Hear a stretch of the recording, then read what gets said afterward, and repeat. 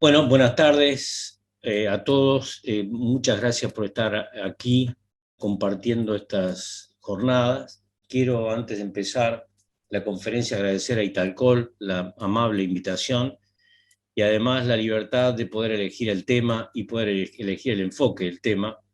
Espero que este tipo de actividades sigan desarrollándose y haciendo transferencia de tecnología y de ciencia respecto a la producción de caballos que tanta falta nos hace a los sistemas y a los caballos. Así que muchas gracias y ahora vamos a empezar con la conferencia.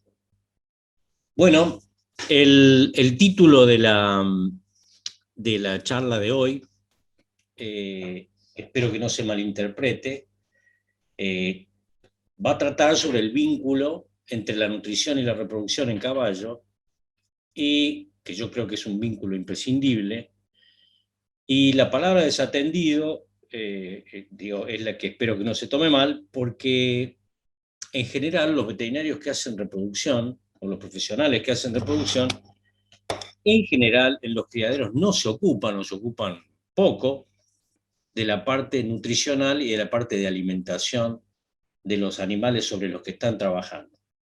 Esto es algo que históricamente ha sucedido y yo espero que en el futuro esta asociación sea el foco también de los veterinarios que hacen reproducción equina.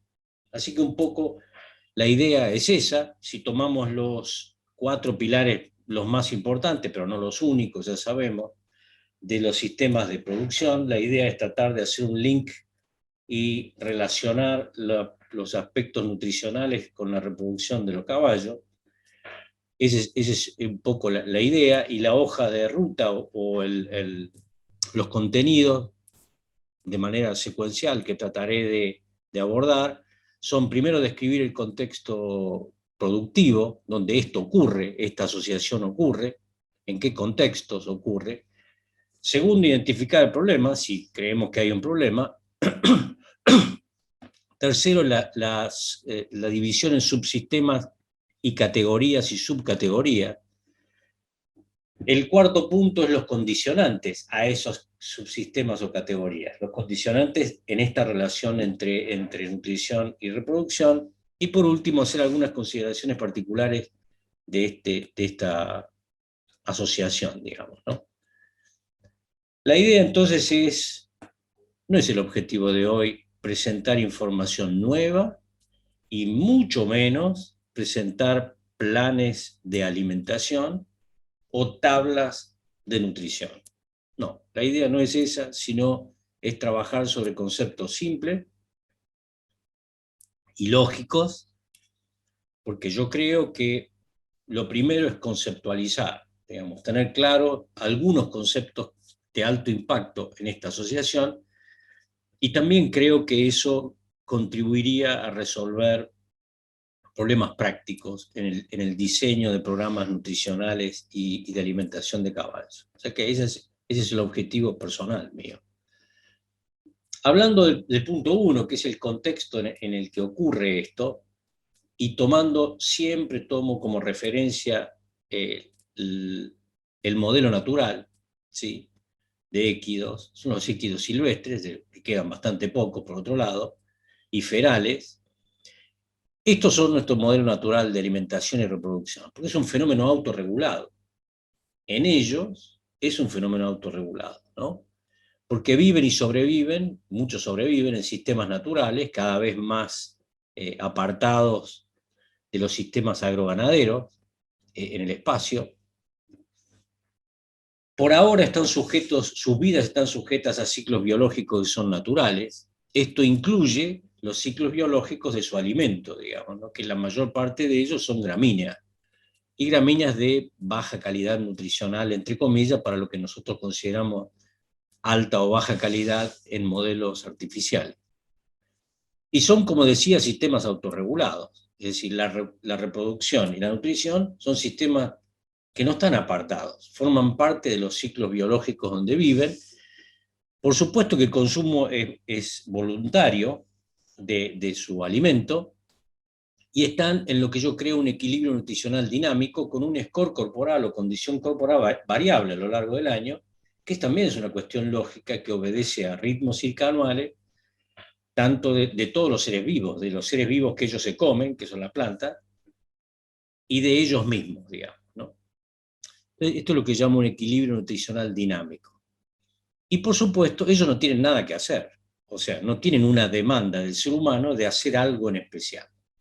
Entonces, este es un punto no menor, cuando comparemos con lo que sigue, que son los modelos artificiales.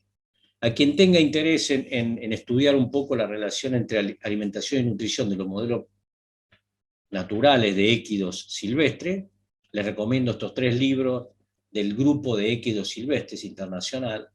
Cada libro corresponde a un congreso.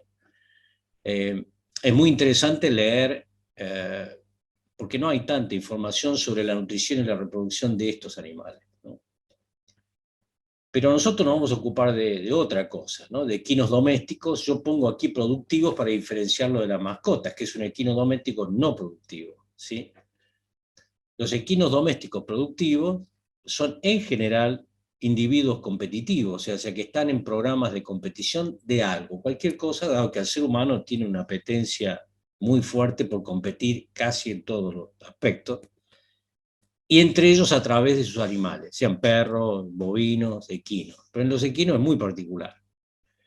Y para eso se han hecho, o se han creado y se han desarrollado razas y biotipos muy específicos, ¿sí? Para hacer determinadas actividades específicas que en general tienen altísimas demandas físicas y mentales de los animales, ¿no?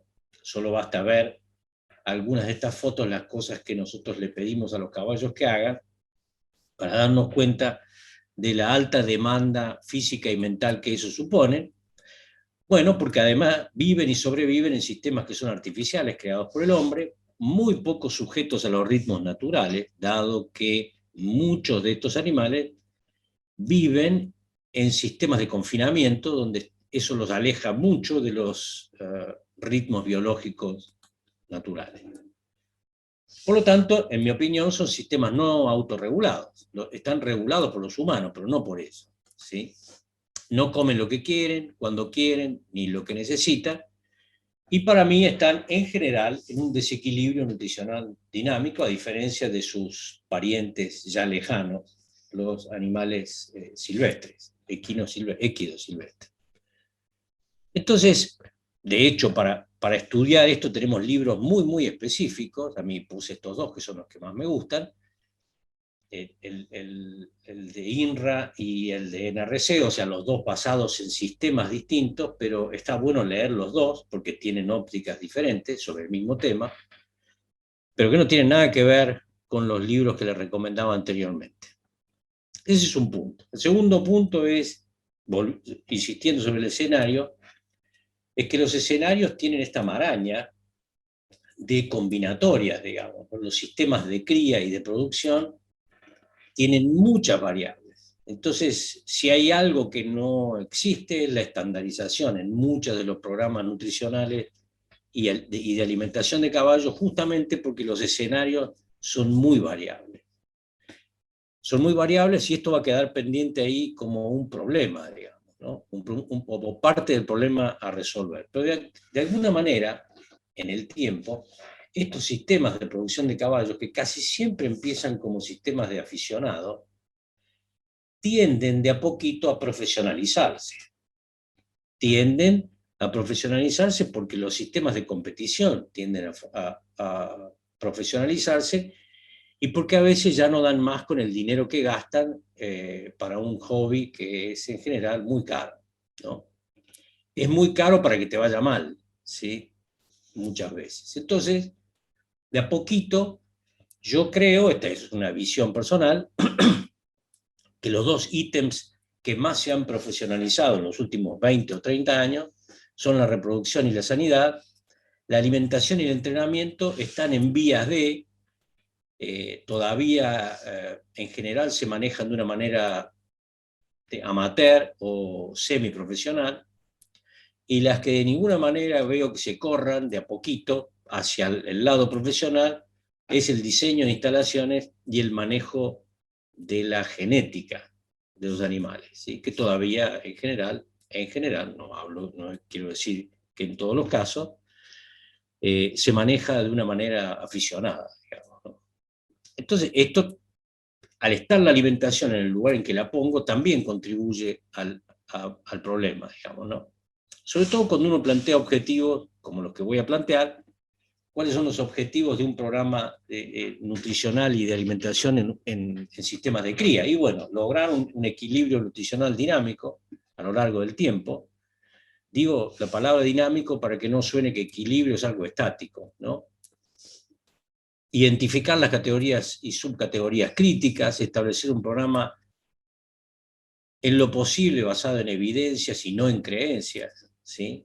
O en experiencias. Y establecer programas de control sobre esos programas que uno ha diseñado, ¿no? Programas de control y ajustes que siempre son necesarios. Esto sería como un objetivo macro.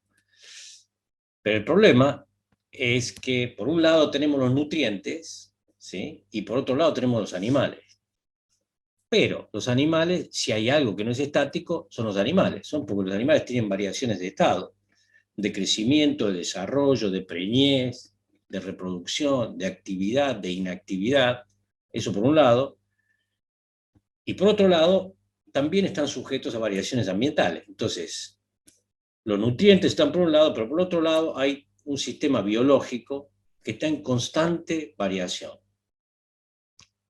Por eso es que los sistemas nutricionales deben ser considerados como dinámicos, ¿no?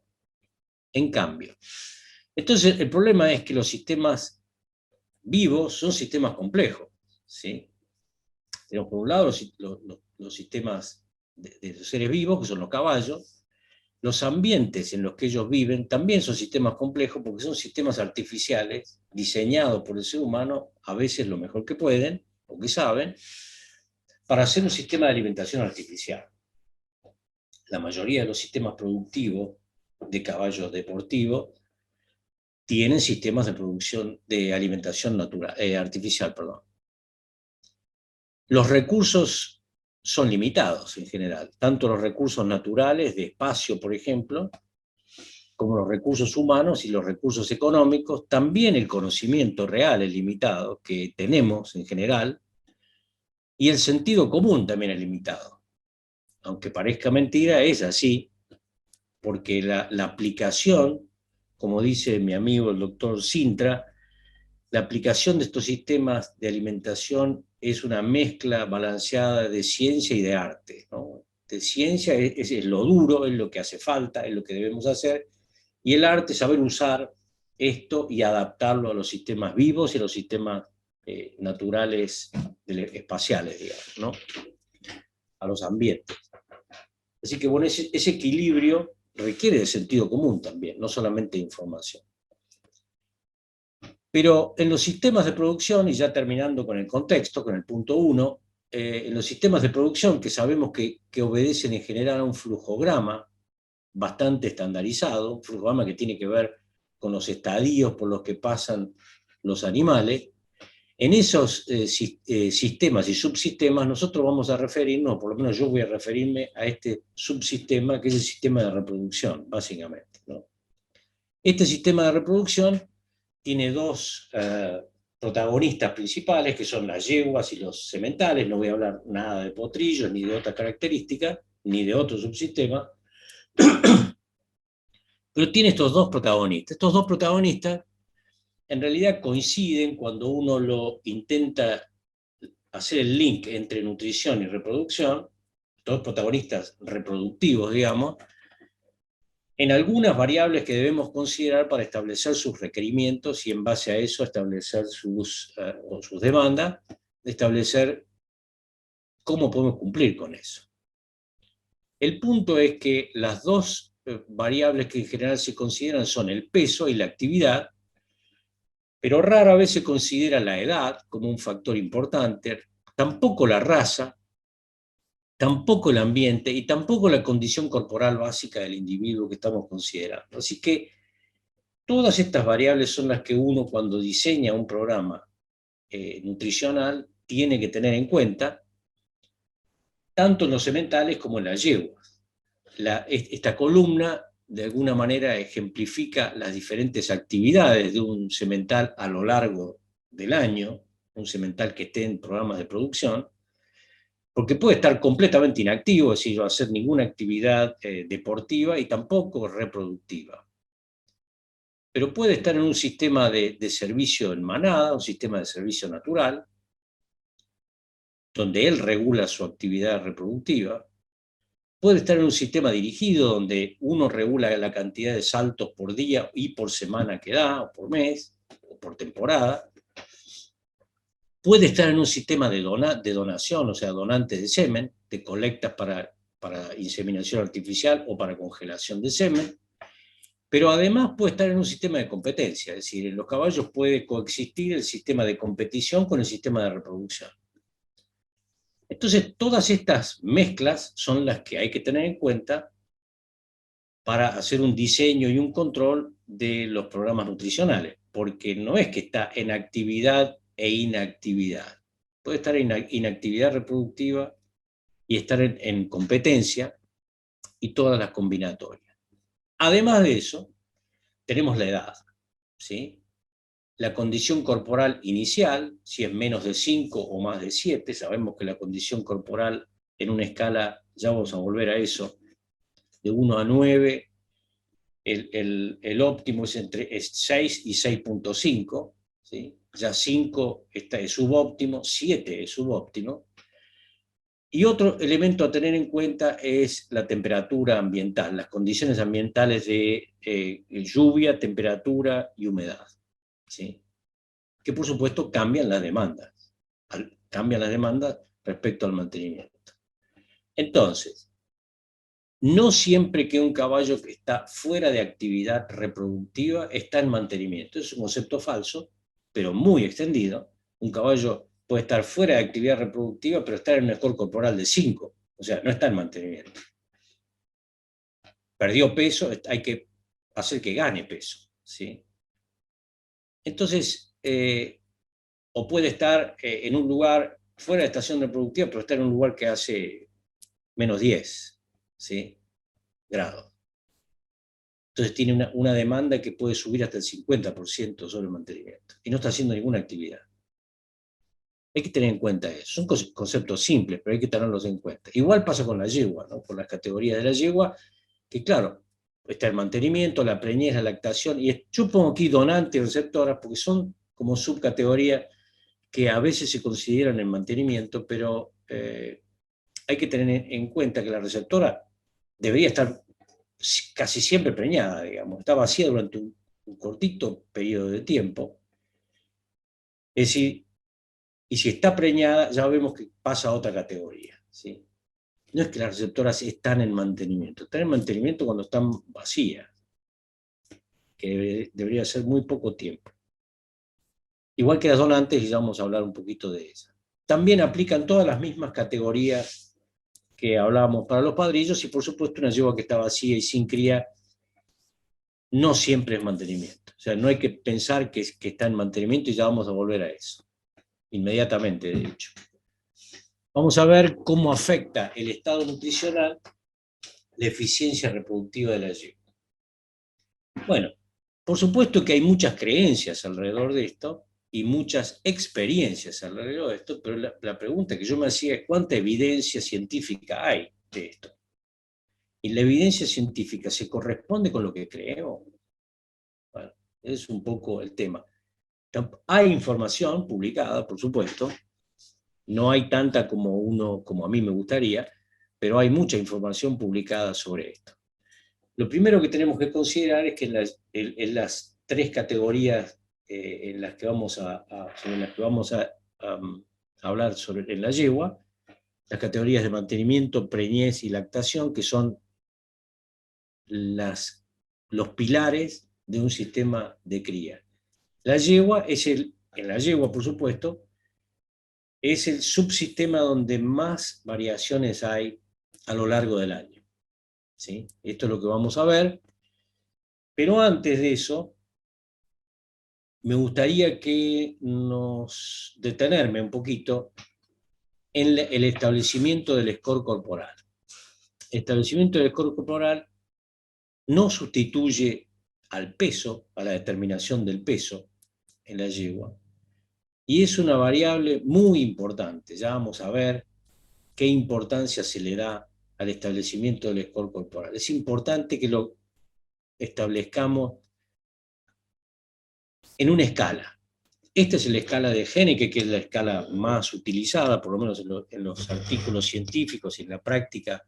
Esta escala de 1 a 9, hay muchísimas referencias, la pueden descargar de internet, estas tablas, donde hay una precisa descripción de cada uno de estos estadios. Es muy importante porque es algo que cualquier productor tiene a mano, digamos, ¿no? Entrenar su vista y entrenar sus sentidos para establecer el score corporal en los caballos. Y esta escala de 9 tiene graduaciones donde yo aquí le puse rojos, amarillos y verdes, y van a ver que verdes solamente tienen 6. El 7 ya es considerado obesidad leve, ¿sí? El 7, un punto más. Y el 5 ya van a ver que es una categoría que está considerada como debajo del óptimo, es subóptimo. Ni hablar de 4 para abajo. Menciono lo del 5 porque tiene que ver con algunas asociaciones que se han hecho en estudios experimentales entre función reproductiva y estado nutricional. Casi siempre hacen referencia a la condición corporal, bastante más que al peso, que es muy diferente en distintas razas el peso óptimo, pero la condición corporal no. De cualquier manera, esto es algo que es una cosa simple, pero traigo este trabajo para mostrarles que me pareció interesante. Es una encuesta que se hizo en Estados Unidos hace unos pocos años sobre la percepción de la obesidad y las prácticas de manejo en Inglaterra, perdón, no en Estados Unidos, que hacen los productores de sus propios caballos.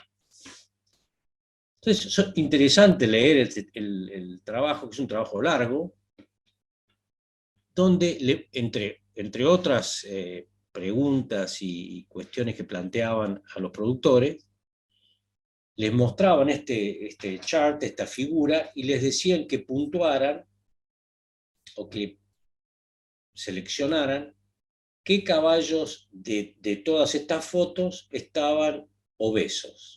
¿Sí? Entonces van a ver, por ejemplo, en el caso A, lo que dice BSS es el score corporal dado por expertos, que la gente que era encuestada no lo veía, ellos solo veían esta foto y tenían que decir si para ellos estaba obeso o no. Bueno, el 78% dijo que estaba obeso, y el score corporal era de 7 sobre 9. Pero en este caso, que tiene un score corporal de 5, puesto por expertos, el 95,6% de los encuestados lo vio como un animal obeso, y tenía un score corporal de 5. En este caso ocurre al revés. Este caballo tenía para los expertos un score corporal de 7, y las personas que respondieron a la encuesta, solo el 37% consideró como que tuviera algún grado de obesidad. Entonces lo que ellos vieron es que había una enorme variación en la percepción del score corporal, y si eso ocurre, el score corporal deja de ser un indicador estandarizado o valioso. Vieron eso. Y la segunda cosa es que, como la obesidad está tan extendida en los caballos, más del 30% de la población, esto ha pasado en humanos, digamos, ¿no? Han hecho muchas encuestas en humanos sobre la percepción de la obesidad. Uno se acostumbra a ver caballos gordos y obesos, y al final le parece que no están gordos y obesos. Es una cosa que en la práctica a uno le parece cuando uno ve una yegua que está obesa, le dice al dueño, la yegua está obesa. Y la persona dice, no, está bien. Lo mismo con los sementales. Entonces, por un lado está el establecimiento del score corporal o de la condición corporal como un valor importante a tener en cuenta clínicamente en el manejo cotidiano de los caballos, pero por otro lado está el desarrollo de ese entrenamiento o aptitud para poder establecer el score corporal y que haya correlación entre las distintas personas y los profesionales. Así que es un punto a tener en cuenta porque voy a volver sobre esto.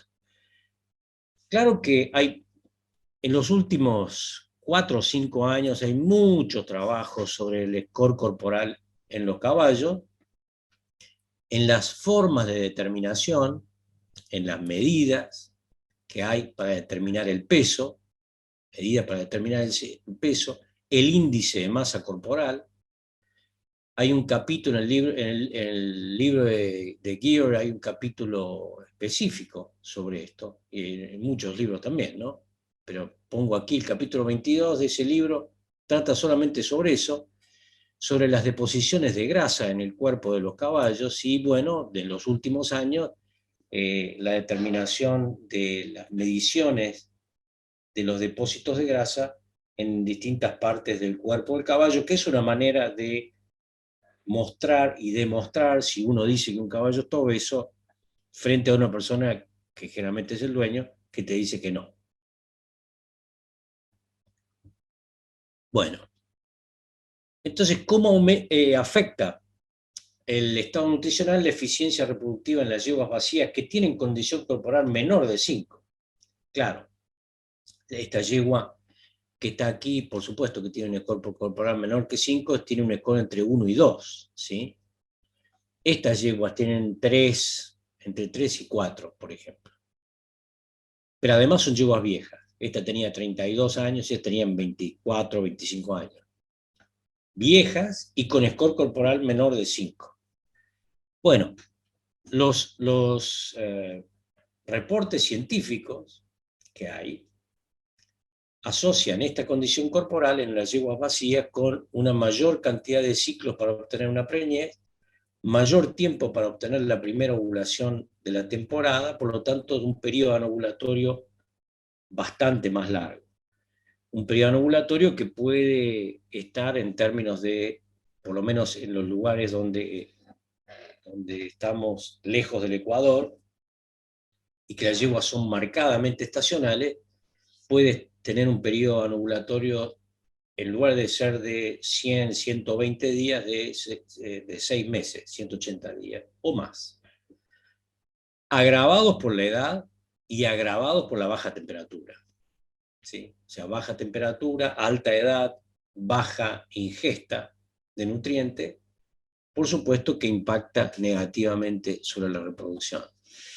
Una de las ventajas, entre comillas, que tiene esto es que si uno tiene yeguas en baja condición corporal, por ejemplo 5, bueno, pues, y tiene que programar su reproducción, tiene que saber que le va a llevar por lo menos 60 días, entre 45, 60, 80 días, reponer ese score corporal y que eso impacte positivamente en el establecimiento de una actividad cíclica.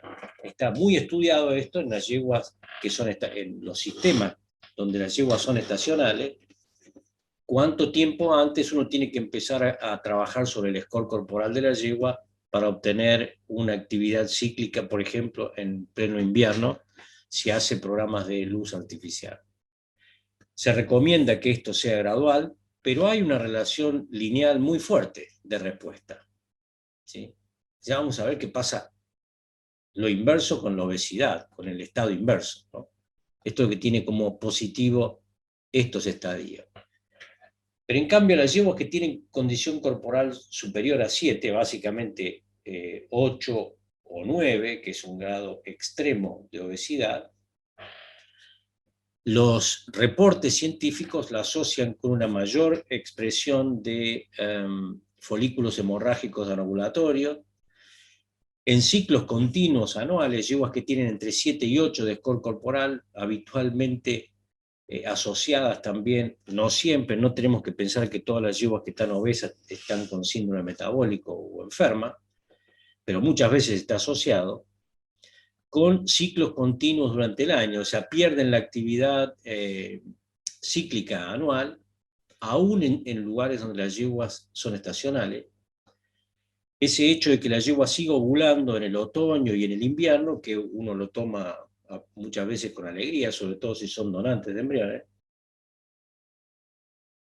y dice, bueno, la yegua no entró en fase anovulatoria, no es un buen signo. ¿Sí? No es un buen signo porque algo está produciendo esa desconexión entre el ciclo biológico reproductivo natural de la yegua y la señal ambiental. ¿Sí? En general suele ser un síndrome metabólico en diferentes grados, y ya sabemos que si la yegua además tiene eso, rápidamente entra en un estado de inmunodepresión que puede llevar a enfermedades tan graves como la minitis o a infertilidad o subfertilidad, debido a endometritis y otras causas. Entonces, la yegua, los dos extremos, tienen un impacto marcado sobre la reproducción. En el caso de la obesidad, hago un paréntesis respecto a esto, y también lo voy a hacer con respecto a los sementales, porque estos son reportes de 2018 en Biology of Reproduction, una revista de muchísimo prestigio, que este artículo de Elaine Carnevale relaciona la obesidad de las yeguas con bueno, igual que en el macho, ¿no? Un estado de inflamación sistémica, ¿sí? Ya vamos a ver un poquito por qué. Y lo más crítico para mí es los efectos epigenéticos sobre el embrión, ¿sí? De hecho, lo dice claramente, este estudio demuestra que el incremento de la adiposidad en la yegua altera el microambiente uterino, ¿sí? El microambiente uterino que interviene fuertemente en la transcripción de genes del embrión. Esa comunicación materno-embrionaria es muy fuerte en los primeros estadios, y cambia el perfil lipídico de los embriones, cambia la expresión de determinados genes, y lo que ella sostiene, que hay mucha evidencia en otras especies, voy a volver sobre esto, puede afectar la reprogramación fetal y puede tener sobre todo efectos a largo plazo y en la progenie de esos individuos. Así que no es gratis el hecho de que la yegua esté gordita u obesa. Uno tiene que cuidarse de que los animales no lleguen a ese estado. Es muy difícil ver un animal, un équido silvestre obeso. Es muy difícil verlo, pero es muy frecuente verlo en los sistemas artificiales. Y después tenemos otro trabajo de Morgan Robles y el grupo de Pascal Chabat-Palmer y Pauline Poignette, que han trabajado fuertemente en los últimos 7 u 8 años en los efectos epigenéticos sobre la preñez, incluyendo la obesidad materna y su efecto sobre los potrillos. O sea, no tanto sobre la reproducción, en este caso, pero sí sobre los potrillos. Lo menciono porque ellas tienen mucho trabajo sobre esto, ¿no? Entonces, resumiendo un poco lo de la yegua vacía, cuando uno estudia cuáles son los requerimientos, va a ver que están entre 13 y 15 megacalorías por día, bueno, y 500 o 600 gramos de proteína, como mantenimiento. Bueno, eso es si no hace ejercicio extra la yegua, es decir, si no está entrenando o si no hace algún tipo de actividad extra. También es cierto lo de arriba, sí y solo si la yegua está en un score corporal óptimo, entre 6 y 6.5. Si está con 5, esa demanda es mayor; si está con 7, esa demanda es menor, ¿sí? Entonces siempre depende de dónde está. Y las yeguas, esto menciona Lori Lawrence con mucha criterio, hay individuos que llaman easy keepers, son los individuos que rápidamente ganan peso, responden rápidamente al aumento de nutrientes en la dieta, de calidad y cantidad, y otros que responden lentamente. Bueno, los easy keepers están en el rango mínimo, por ejemplo 13 megacalorías, y los hard keepers en los niveles de 15. Uno tiene que saber sus animales en qué rango están de respuesta, ¿no? También tiene que ver con la temperatura externa, como ya hablamos. La temperatura baja, lluvia, mucho viento puede aumentar hasta 50% los requerimientos sobre mantenimiento, y la yegua no está haciendo nada, digamos, ¿no? Solo está expuesta a condiciones ambientales eh, que están sobre el rango de la termoneutralidad, tanto hacia el frío como hacia el calor, donde ya sabemos las yeguas empiezan en estrés térmico sobre 28 o 29 grados. Algunos sostienen menos todavía, ¿no? Pero pongamos. Entonces, si están sobre esa temperatura, claro, tienen que gastar energía para termorregular. Así que cuando hablemos de mantenimiento tenemos que tener en cuenta estas cosas. ¿Qué pasa con la yegua preñada?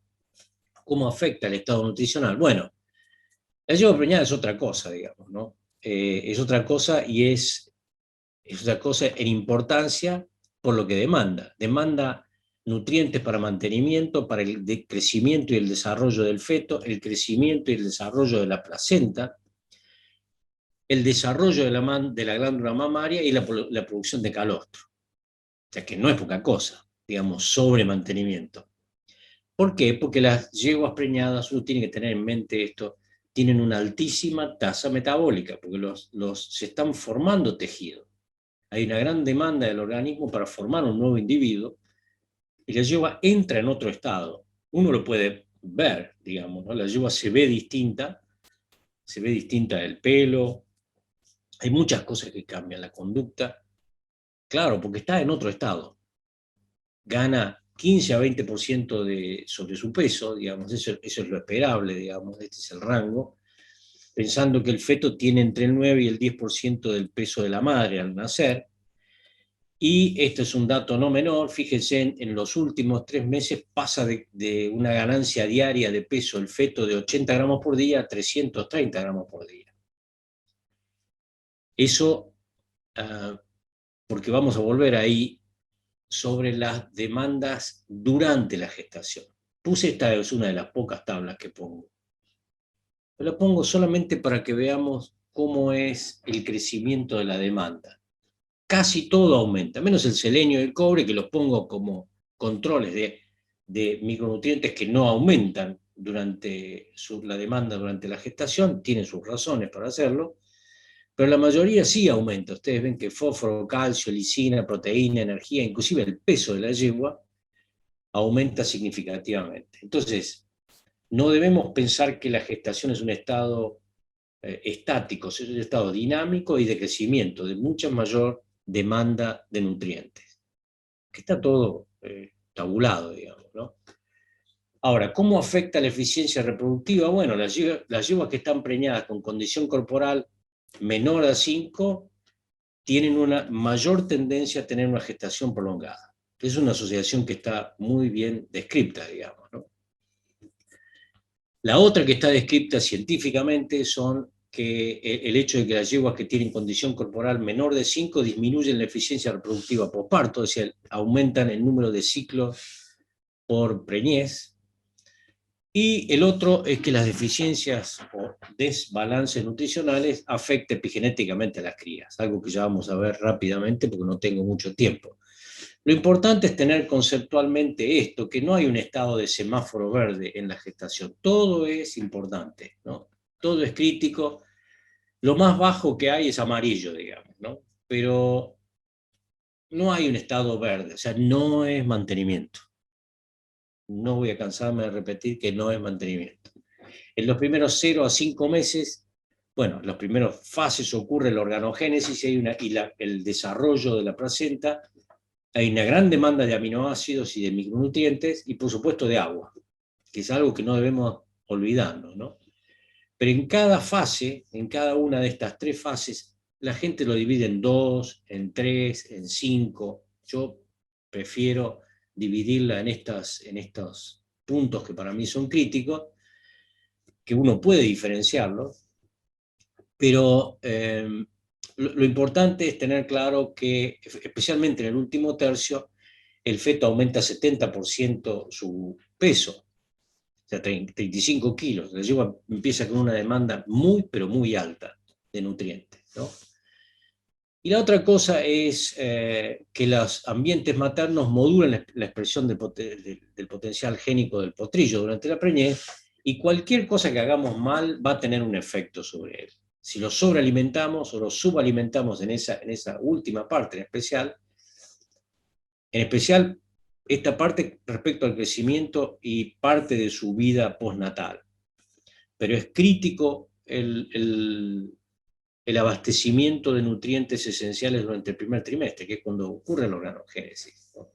De cualquier manera, todas estas alteraciones pueden tener efectos sobre la vida postnatal. El problema es que no se ven, por lo tanto, a uno le parece que no existen, digamos, ¿no? Es decir, que lo que la yegua come tenga un efecto sobre la vida adulta es algo difícil de creer, pero más vale que empecemos a creerlo, porque hay mucha evidencia acumulada en los últimos años, especialmente en los últimos 10 años, sobre los efectos epigenéticos en la gestación. Bueno, yo escribí un artículo sobre eso de divulgación hace un tiempo, pero lo que quiero mostrarles con esto es que hay mucha información y mucha evidencia respecto a los efectos epigenéticos de la nutrición de la yegua preñada sobre la cría, sobre lo que se llama la vida postnatal, incluyendo la vida adulta y el desempeño atlético. Hay mucha evidencia sobre esto, ¿no? Entonces, solamente copié alguna frase que me pareció importante de Pauline Poignet, que el ambiente materno interactúa con el genotipo y ya ha sido probado, ¿no? Que afecta la conformación postnatal, la respuesta inmune, metabolismo energético, muchas cosas que son importantes, ¿no? Entonces, dice, muchos criadores, esos son textuales del paper, ¿no? Prestan atención a la alimentación de los potrillos, cosa que está muy bien, pero la alimentación de la madre es tanto más importante que eso, ¿no? Que en general se le da menos atención. Ya sabemos que uno de los efectos epigenéticos más claros es que las yeguas primíparas producen potrillos de menor peso, y esa diferencia de peso y desarrollo se mantiene como mínimo hasta el año y medio, digamos. Es un efecto marcadamente epigenético. Sí, antes creíamos que, bueno, el genoma tenía las instrucciones para formar un individuo que ya venían premarcado, por bien el efecto del ambiente sobre la expresión del fenotipo es cada vez mayor la cantidad de evidencia respecto al impacto de esto. En realidad la placenta es el intermediario dinámico entre la dieta de la madre y cualquier alteración de la madre directamente se ve reflejada en el feto, porque tanto la disponibilidad o no disponibilidad de nutrientes afectan al crecimiento y al desarrollo fetal y la vida postnatal. O sea que la placenta no es que es un órgano temporario, no es un regulador pasivo, ¿no? Tiene un rol muy, muy activo la dieta a través de la placenta sobre la vida postnatal. Y un poco el resumen es este cuadro, ¿no? La nutrición materna en distintos estadios, en los estadios gestacionales, cómo afecta la organogénesis y el metabolismo. En el periodo lactacional también afecta el fenotipo neonatal, o sea, la producción de leche también lo afecta. Entonces tenemos que tener en cuenta cuando alimentamos la yegua todas estas relaciones en algún punto ocultas, ¿no? Con efectos sobre el potrillo, ¿sí? A corto plazo y a largo plazo, ¿sí? Que esto no tiene que ver con la reproducción de manera directa, pero sí de manera indirecta, ¿sí? Tanto el exceso de energía, los déficits o los desbalances pueden producir un efecto marcado sobre las crías. Ya sabemos que no deben aumentar más de 12, 18, hasta 20% de su peso. Este es un grafiquito que muestra el peso del feto, digamos, el crecimiento del peso del feto. Fíjense que a partir del octavo mes es un crecimiento exponencial. Por eso es tan importante. Entonces, ¿cómo afecta esto la yegua en lactación? Bueno, la yegua en lactación en condiciones normales debería estar preñada, ¿sí? Hasta el tercer ciclo posparto deberían estar. Entonces, si están preñadas inmediatamente posparto, hay una coincidencia entre la lactación, la mayor producción de leche, o sea, el pico de producción de leche, y la organogénesis, es decir, la primera fase del desarrollo del embrión y del feto. Ocurre la implantación, ocurre la formación de las copas endometriales, en fin, toda una serie de eventos reproductivos que son coincidentes con una de las fases de mayor demanda energética, que es la de la producción de leche. Si pensamos en una yegua vieja, que además es multípara, es fácil imaginarse una depresión crónica de micronutrientes que la afecten, ¿no?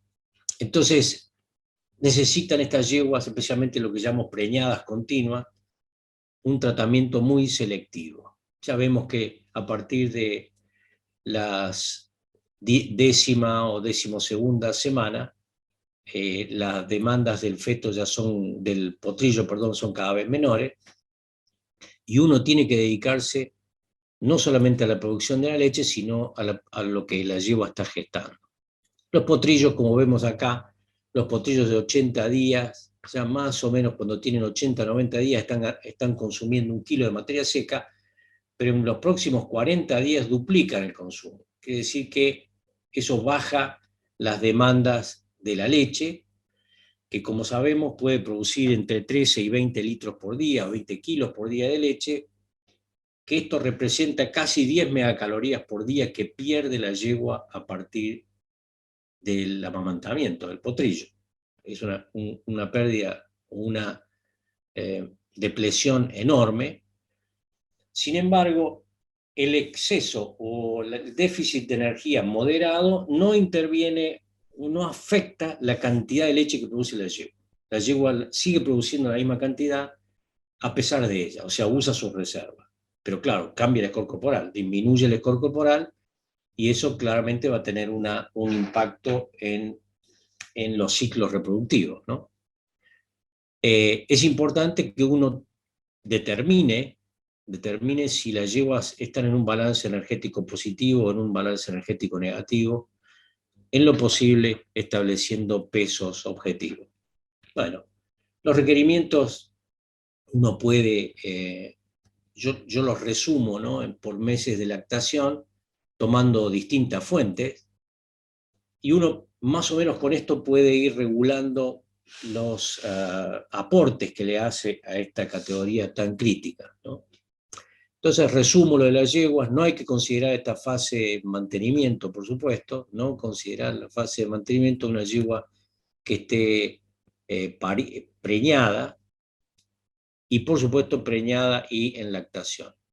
El evento reproductivo más frecuente y de mayor impacto que se ve clínicamente es las yeguas que entran en una fase anovulatoria posparto, ¿sí? Aún en un estado corporal no menor de 5, digamos, ¿no?, que puede o no estar relacionado a una baja estado corporal.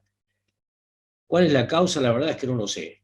No lo sé, pero ocurre, y las yeguas entran en una fase anovulatoria hasta por 60 días.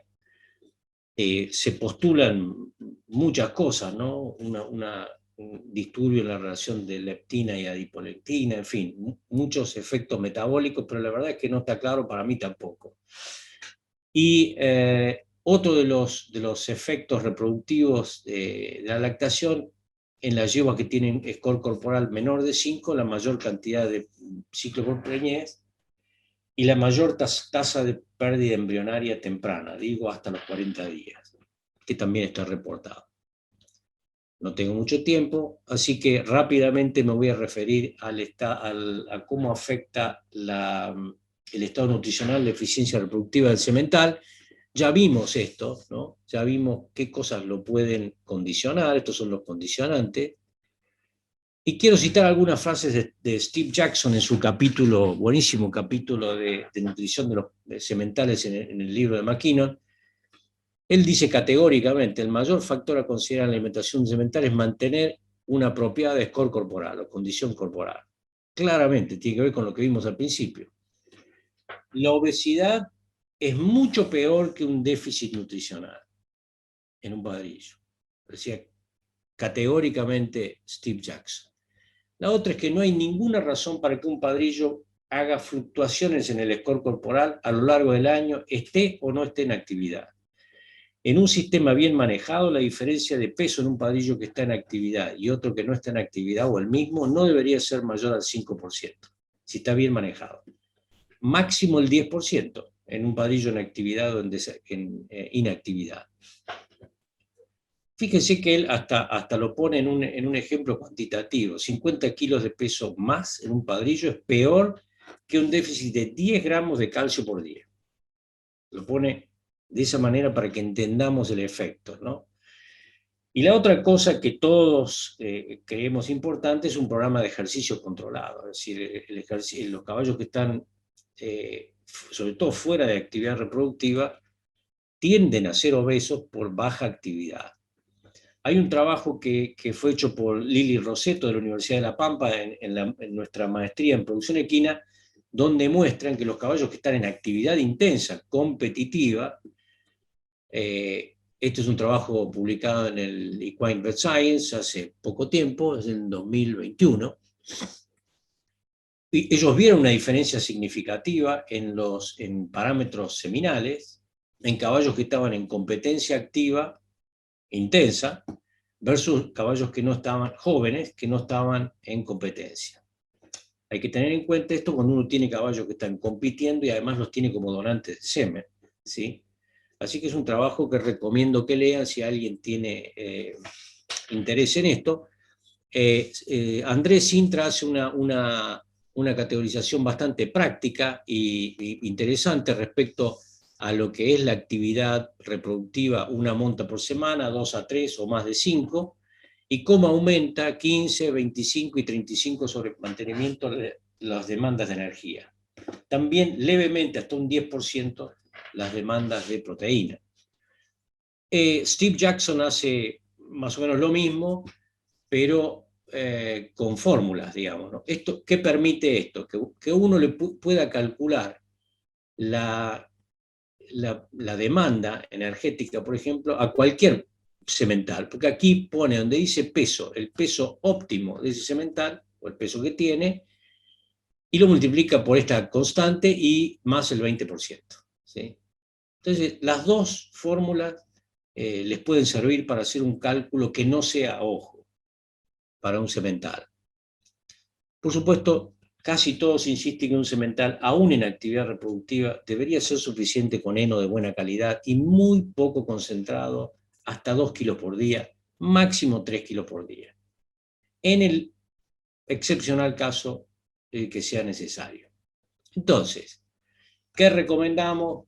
Condición corporal de 6, ejercicio controlado, pero que lo haga, un mínimo de 1.5-1.7% del peso vivo como consumo de forraje y un máximo de 3 kilos de concentrado por día. Los aditivos, omega 3, carnitina, prebióticos, probióticos, que está lleno el mercado de eso para padrillos, es controversial. Hay muchos estudios que dicen que eso es muy positivo sobre la actividad reproductiva de los padrillos, pero otros que no. O sea, todavía no hay un hecho categórico.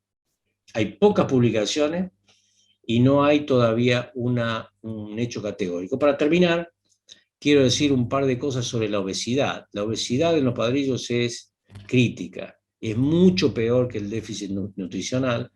Esto está muy estudiado en humanos, esto es un paper de Nature sobre los efectos de la obesidad sobre la fertilidad, el rol de las leptinas, el rol de los mecanismos. Estos son todos reviews bastante nuevos de asociación entre obesidad y fertilidad. En humanos está muy estudiado cómo los fenómenos impactan directamente sobre la producción espermática, inclusive sobre los efectos epigenéticos en los espermatozoides y en la progenie. Al igual que en las yeguas, se habla de un estado de inflamación sistémica crónico, con efectos clínicos, efectos celulares, efectos moleculares y efectos sobre el fenotipo. En este caso, el fenotipo de la fertilidad, a través de toda la desregulación hormonal que se produce vía adipocito. Así que no es una cosa menor, el intentar mantener los caballos fuera del estado de obesidad. Y estas son algunas conclusiones. Hice este cuadrito muy simple para recordar las categorías ascendentes de demanda de las yeguas. También que cualquier déficit en los macronutrientes como las proteínas o la energía pueden tener un efecto en las yeguas vacías, en las yeguas preñadas y en las yeguas lactantes. Y algunas conclusiones de Lori Lawrence, que es una de las referentes en esto, es que las variables que más afectan la eficiencia reproductiva en la yegua es la condición corporal. Bien simple concepto, bien simple, pero bien categórico. Tienen ciclos más largos y menos tasas de concepción. Y otra cosa importante que dice Lori en este capítulo del libro de Gear es que la adición extra de vitaminas y minerales sobre los requerimientos no está demostrado que incrementen la eficiencia reproductiva en la yegua. Y bueno, los niveles nutricionales pueden dejar marcas epigenéticas, algunas reversibles y otras irreversibles. Yo creo que este es uno de los conceptos sobre el que más cuidado debemos tener cuando alimentamos caballos. Quiero agradecer a Cabaña La Entrerriana, que me prestó todas estas hermosas fotos de caballos criollos, y a Anita Bollenbeider, que es la que obtuvo estas fotos en esa cabaña.